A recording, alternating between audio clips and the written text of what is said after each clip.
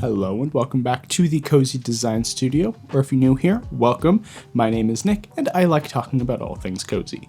Today, that's 5 indie games that you can't miss. But before we get into that, make sure you like, subscribe, and ring the bell so you always know when I release a new video.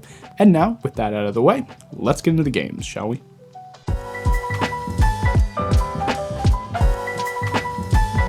Just a brief disclaimer before we get started. I did get sent a review copy of this game, though that in no way affects my evaluation of it. I make a point to only include games on these lists that I think you guys will actually enjoy, but I just thought I should let you know just in case that's something that might bother you. As I Began to Dream is a story-based puzzle platformer from indie developer Stray Flux. We follow a young girl on her journey through a mysterious spirit world to find out what happened to her family. It's a cute little puzzle game with what I would describe as a pretty touching story about our young protagonist's journey through learning how to navigate her grief. I won't say too much on the story because that's a pretty big draw to the game in my opinion, but the mechanics are really solid. It's a bit of a slow burn mechanically, and I think the tutorial is perhaps a bit too handholdy, but for the most part I actually think it got a really solid amount of depth in the mechanics. Most of the puzzles are spatially based, so the game has you assessing different layouts which you can switch between to allow you to move to the next segment. You're able to rotate and swap different tiles to get to your goal, and there are different little collectibles along the way to add to the challenge. It's a very forgiving game. Each screen is its own puzzle, so if you have to start the puzzle over, it's never too much of a hit. Now, you can't backtrack to try and find collectibles that you missed, so make sure you grab them as you go. There is no real punishment to making mistakes, so don't be afraid to experiment to see where the secrets might be hiding. All in all, it's a really solid little indie title. Now, the one place I think it could use some work is in the animation. Some of the first enemies I think are a good example of this. They kind of just slide across the screen, and while it serves its purpose, it feels kind of half-baked, and I think they could do with an update to their animations. The main character gets the most care in that regard, with pretty solid personality to her movement, and I think the design of our protagonist is quite well done.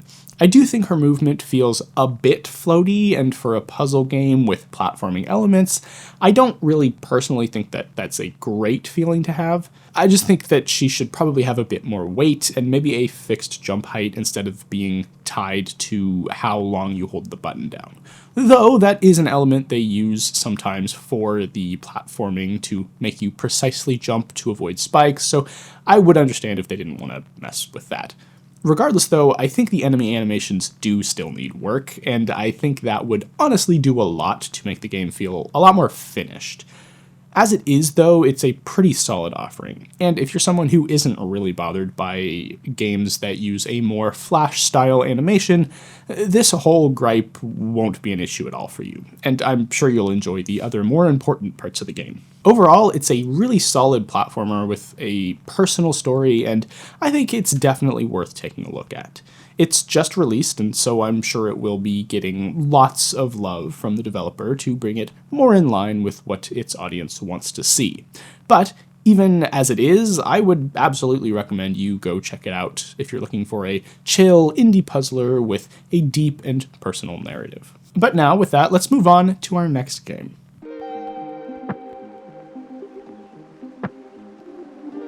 Midori No Kaori, which is, I think, how you say it, is a restaurant design and decoration game with a bit of a Japanese spiritual twist to it.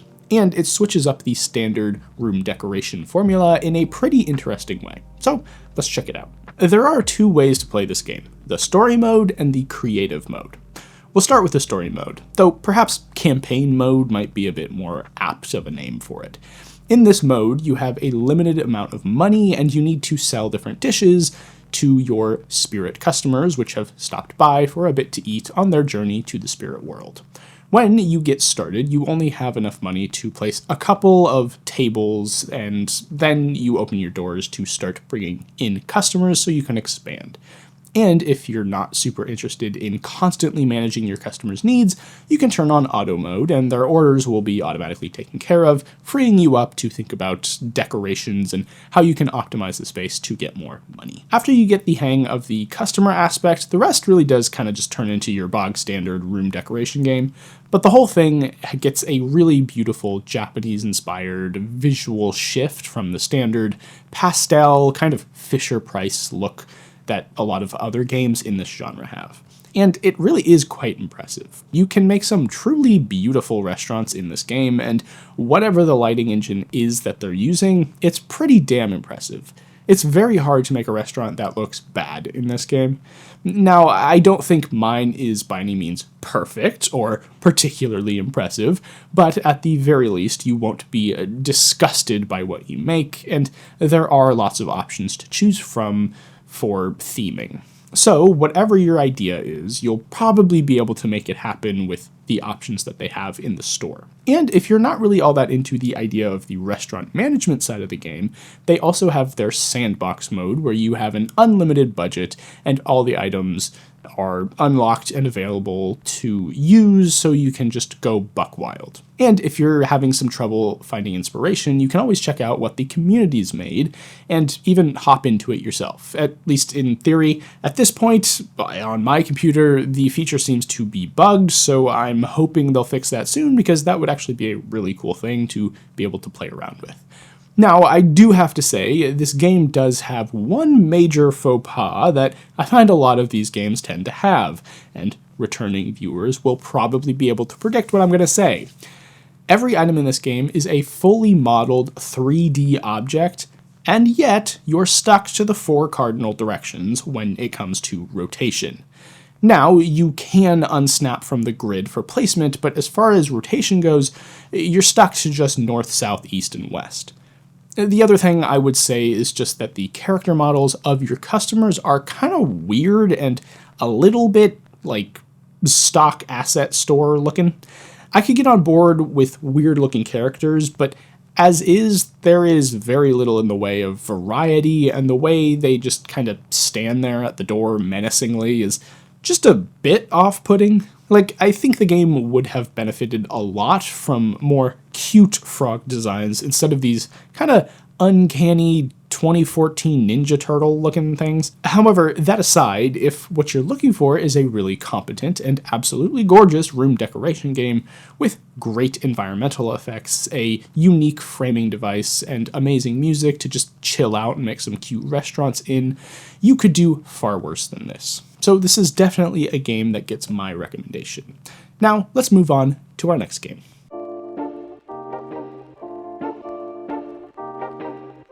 Mini Metro is a strategy sim game where you're tasked with maintaining and optimizing a growing metro system and trying to see how long you can keep it up and running for.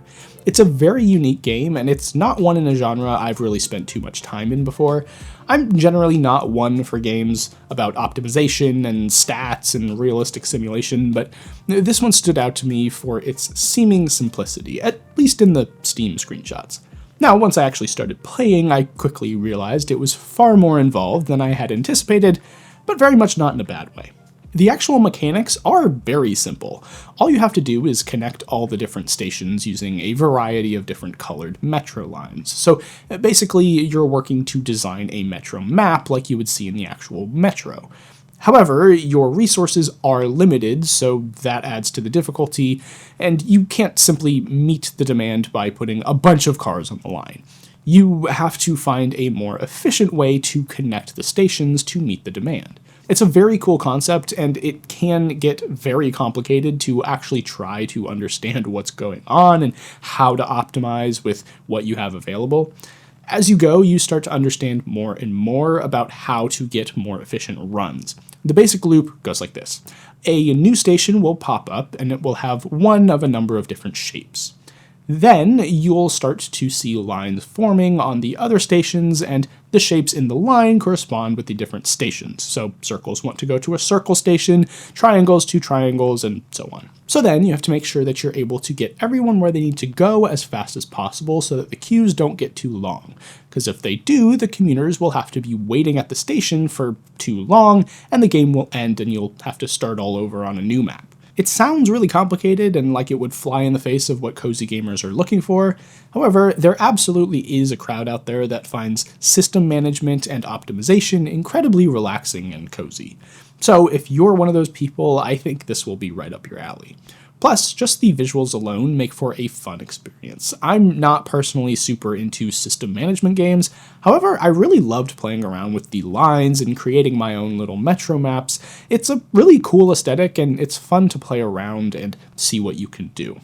And if you're more like me, they actually just added a creative mode to the game, so you can place the stations yourself and lay the city out exactly how you want. And they have city maps of real cities too, so if you wanted to create a map that exists in the real world, but more aesthetically pleasing, you can totally do that, and you could even export that and print it out if you're like a train or public transit nerd.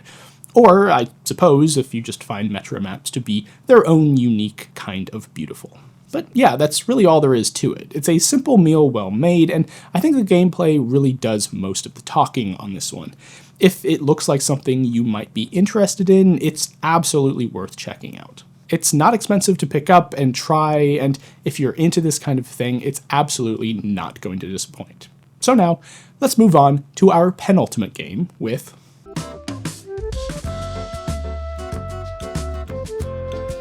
Sheepherds is another game that I got a code for, but like I said with our first game, that has no effect on my evaluation of the game, so let's just get this disclaimer out of the way right up front.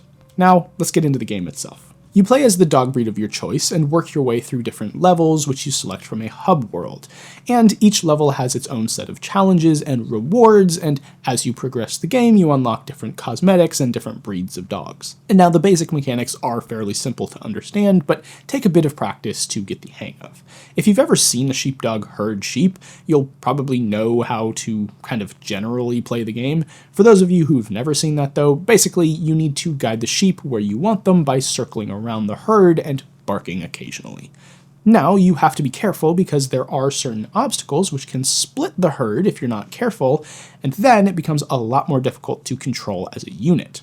After a bit of practice, you'll probably understand that it takes a bit of a light hand to get the sheep to go where you want them. Now, the whole reason you're able to control the herd is because the sheep are scared of you, so if you get too close, they'll flee in the opposite direction. Your job is to use this to your advantage and get just close enough to get them where you want them, but not so close that they freak out and disperse. The main goal is to get the sheep into the barn. The challenges come in the form of different qualifiers, like, for instance, you have to get only a certain number of sheep into the barn, or only a certain color, or you have to avoid barking during the level, things like that. And I found these challenges to add a good level of difficulty to the game, and they provide a lot more incentive to play the game than if you were to simply be herding sheep like in the real world. And they do a great job adding new challenges and factors to the game to keep you engaged. And no matter how good you get at herding, I think there will always be enough challenge here to kind of keep you engaged, even if that's just the cute costumes that you can get for your dog. But there is another aspect that I think really adds a ton of value, and that is the game's co-op mode. Now, I've not played the co-op, but after playing the single player, I know for a fact this would make an absolutely perfect game for game night. It's the perfect kind of game for co-op shenanigans, and there are limitless ways to mess with your friends as you try to get the sheep into the barn. I can totally see this being a game night classic for a lot of people, so if you're a co-op gamer and maybe you're all overcooked out or you just want a bit of a different experience, this is definitely one I would recommend that you give a shot. And even if you're not looking for a co-op game, there is a lot here for single players too. It's loads of fun, and I love seeing all the different costumes and breeds of dogs that you can get. It's not the most complicated thing in the world, but the mechanics are very polished, and the gameplay is really fun. And honestly, there's not much else you can ask from a game like this. So if it seems up your alley, I definitely recommend you give it a shot. But now, with that, we'll move on to our last game.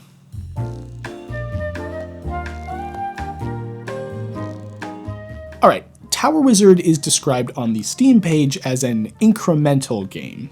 Basically, I think what they mean by that is that the game is a resource management game with roguelike elements. The actual gameplay is fairly simple. You work to build your wizard's tower as high as possible, all the while strategically making upgrades and additions which help you gain resources more efficiently. Then, once you reach a point where the progression has stalled, you reset the tower, use the skill points that you gained from the last run to upgrade different base attributes and add useful skills.